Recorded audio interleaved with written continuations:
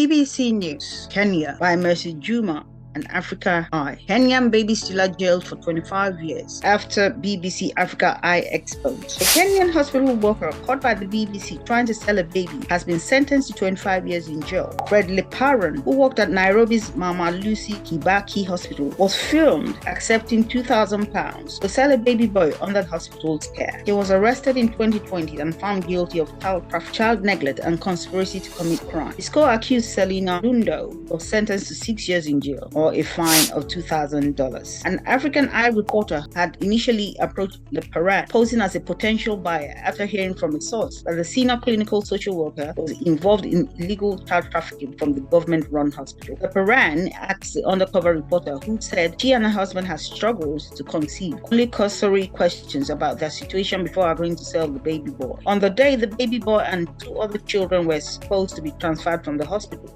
to the state-run children's home, Leparan was filmed falsifying the transfer paperwork so that the home would expect 2 children rather than 3. The BBC team ensured that all 3 children were delivered directly to the children's home, or filmed Leparan amending the paperwork and informing them that the child was theirs to take away. A Kenyan court on Wednesday said Leparan will serve 25 years in prison, then spent 10 years on probation. Adundo, who also worked at the hospital, was convicted of 3 counts of child neglect but was acquitted of child trafficking. The court has cautioned that both Leparan and Adundo should never be allowed to handle any matters relating to children. This case has dragged on for more than 2 years, despite really strong evidence against Leparan.